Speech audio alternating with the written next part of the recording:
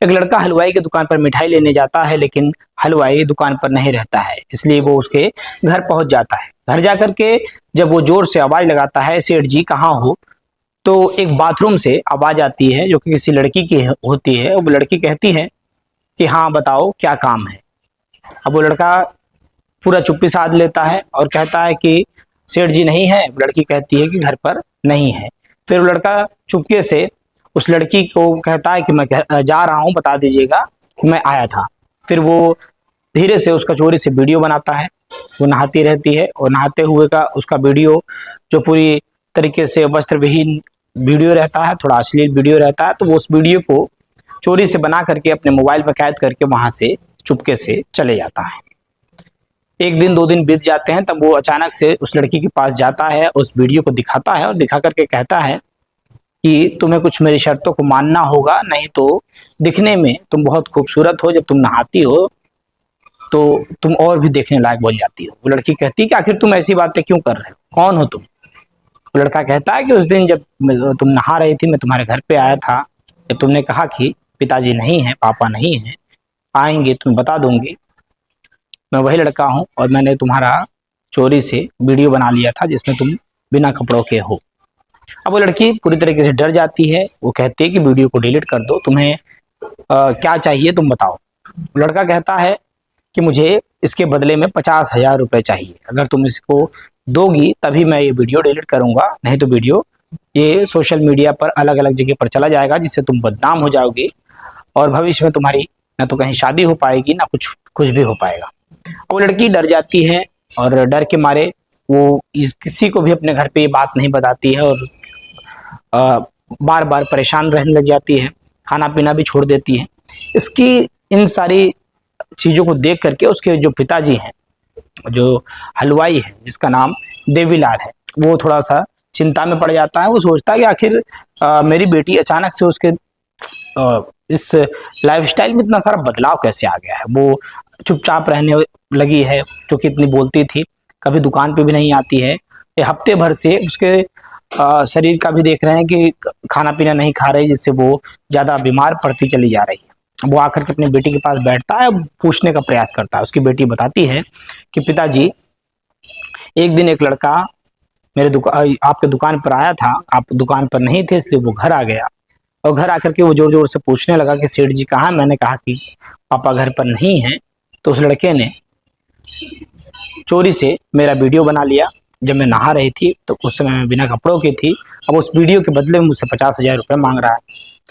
अब उसके पिता जो कि जो मिठाई जो सेठ जी थे, अब वो काफ़ी ज़्यादा नाराज हो जाते हैं और नाराज इस कदर हो जाते हैं कि वो फिर उस लड़के को अपने दुकान पर बहला फुसला करके बुलाता है।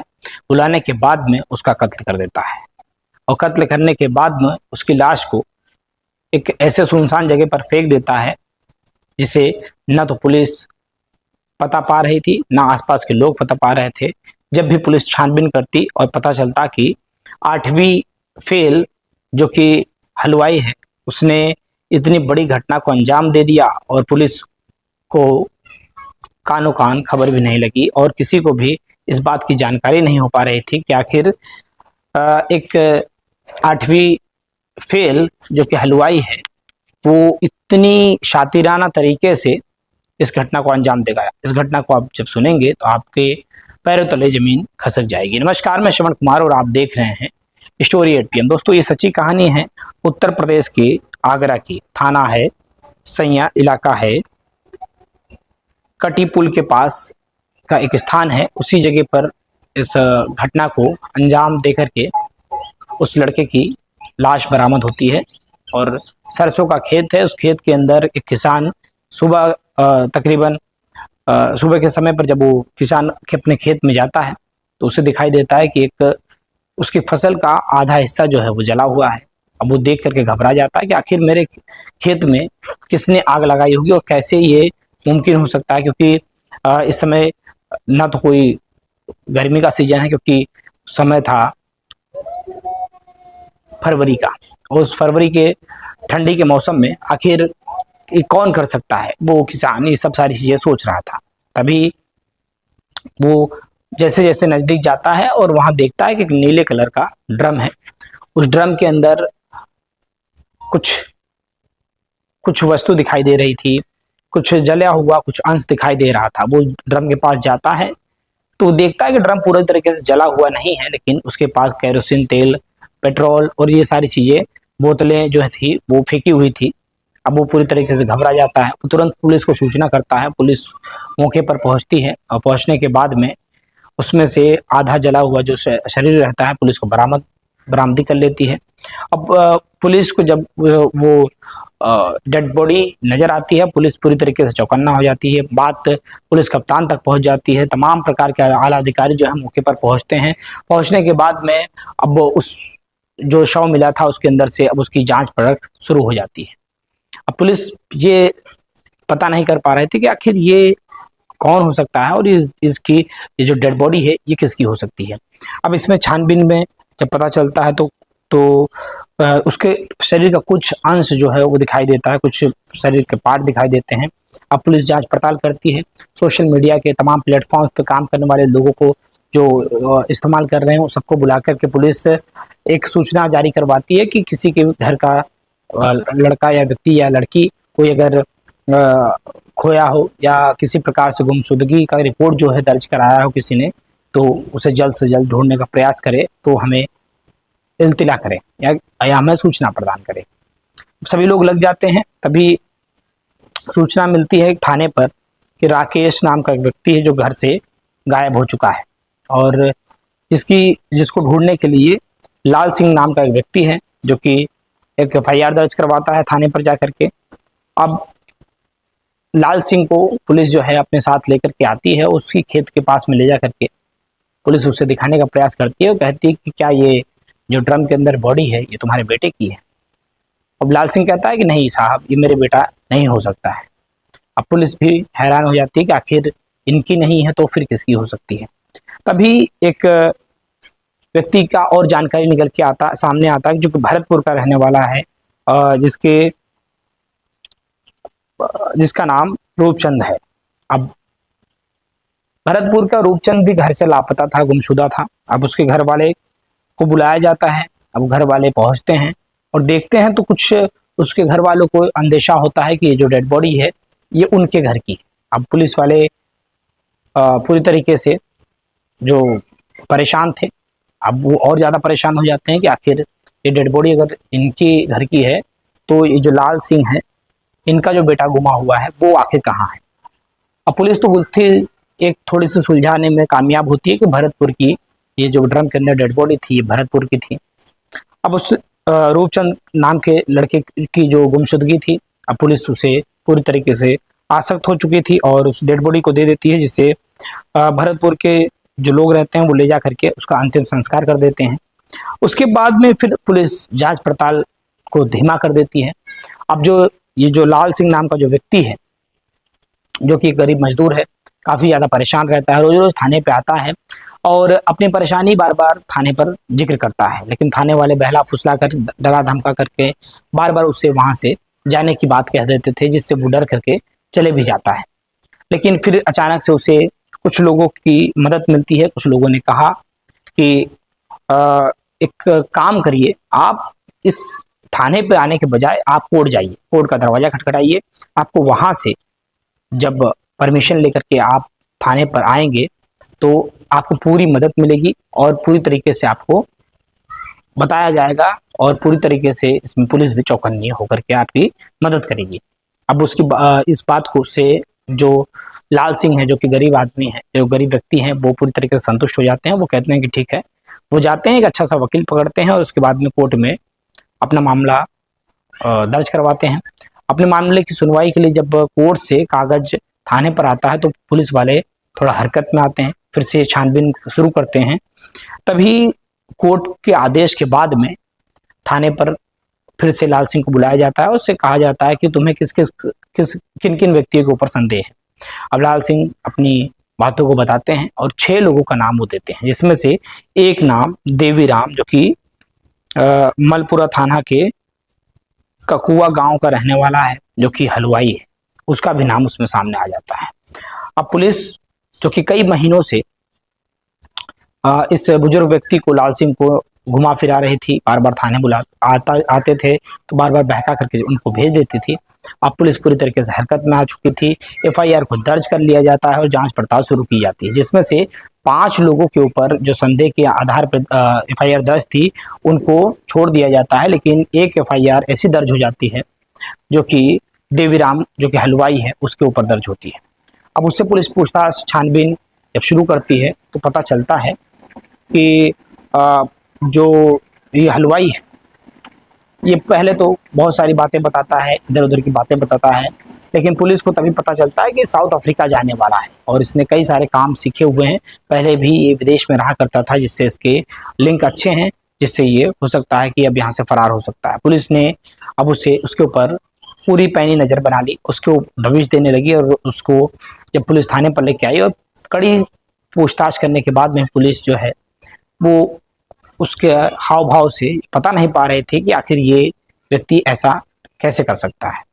तभी अचानक से एक पुलिस वाले ने उसकी मोबाइल लिया और मोबाइल में सर्च किया, तमाम नंबर डिटेल व्हाट्सएप तमाम चीज़ों को सर्च कर रहे थे, लेकिन कुछ भी पता नहीं चल पा रहा था। तभी वो फेसबुक खोलता है और फेसबुक के मैसेंजर पर जब वो जाता है, मैसेंजर पर जा कर के जब वो देखना शुरू करता है तो उससे दिखाई देता है कि इसने फरवरी महीने में किसी को कॉल किया है और वो भी कॉल किसी अन्य को नहीं, राकेश को ही किया है।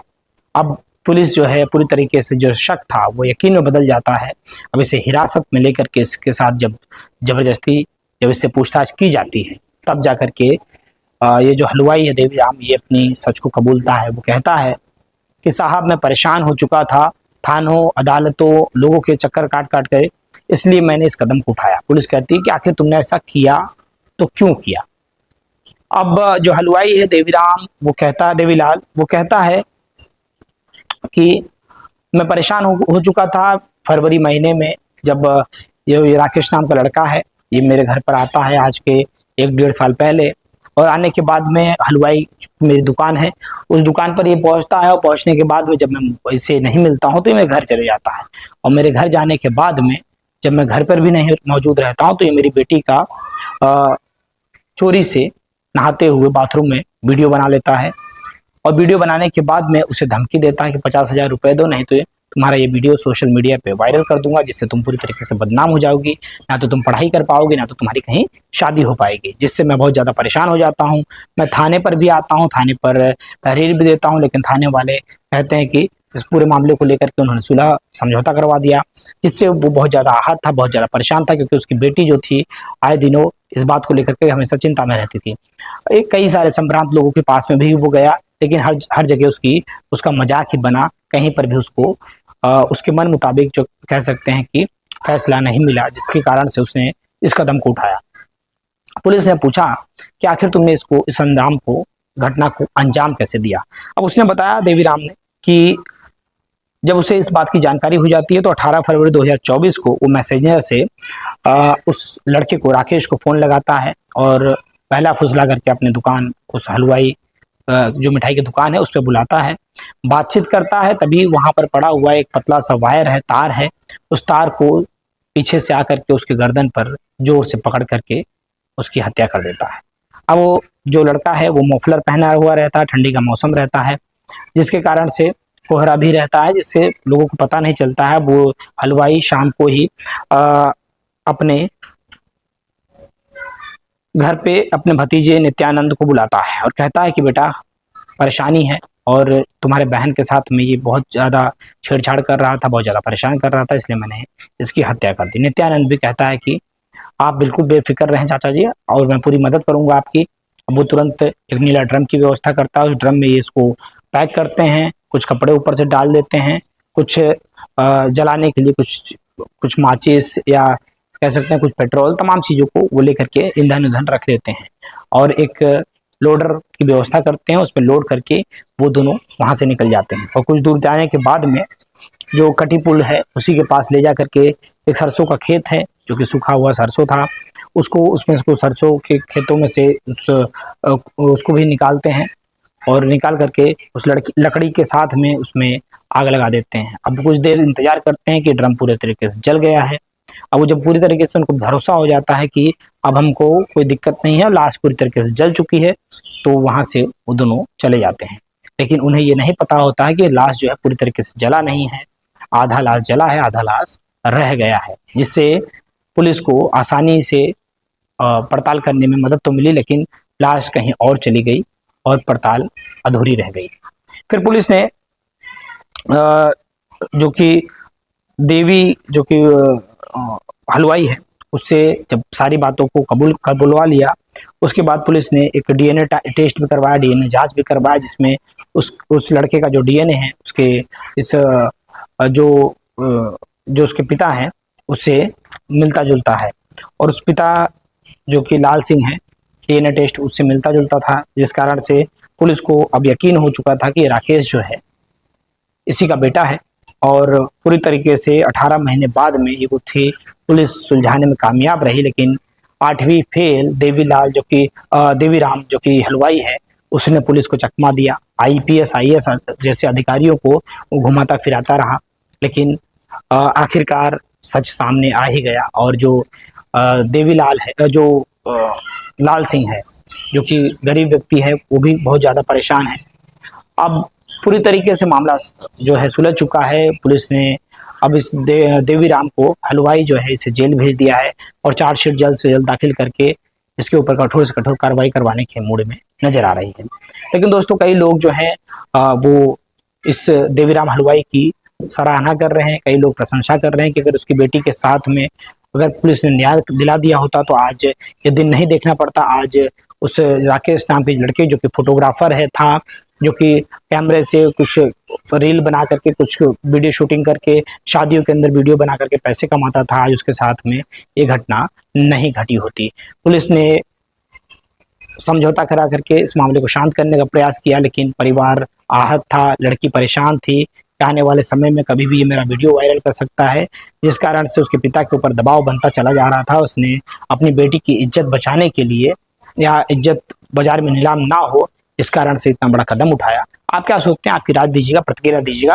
लेकिन पुलिस प्रशासन से भी हमारी सख्त आग्रह है कि इस तरीके से अगर आप लोगों की अगर मौके पर ही अगर सुनवाई कर दें तो इतना बड़ा घटना अंजाम कोई व्यक्ति नहीं देगा। और कहीं न कहीं इस देवीलाल हलवाई को भी कोर्ट का सहारा लेना चाहिए था, कानून व्यवस्था के ऊपर भरोसा रखना चाहिए था। अपने हाथ में आज उसने कानून को लिया, और जिस प्रकार से देखा जा रहा है कि पूरी तरीके से अब उसका घर जो है बर्बाद हो चुका है। और वहीं जो लाल सिंह है जो कि गरीब मजदूर है, उसका बेटा इस दुनिया को छोड़ के जा चुका है, उनका भी परिवार पूरी तरीके से बर्बाद हो चुका है। पुलिस प्रशासन ने मुस्तैदी दिखाई, पुलिस प्रशासन को सल्यूट है। 18 महीने बाद ही भले गुत्थी को सुलझाया हो, लेकिन दृश्यम जैसा दृश्य इस कहानी को सुनने के बाद में आपको भी नजर आ रहा होगा कि कितनी तैयारियां करने के बाद में ये जो 8वीं फेल देवीराम है जो हलवाई है, उन्होंने कितना दिमाग लगाया होगा इस घटना को अंजाम देने में।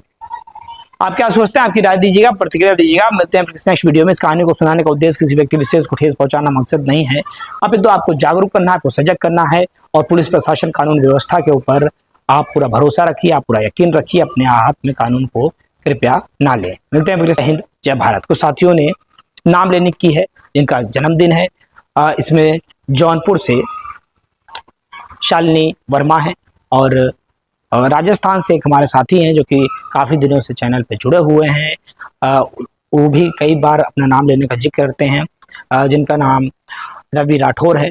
और उत्तर प्रदेश के प्रयागराज से अमरीश चौहान जी हैं। सभी को जन्म दिवस की बहुत बहुत शुभकामनाएं। मिलते हैं फिर नेक्स्ट वीडियो में नई खबरों के साथ। जय हिंद, जय भारत।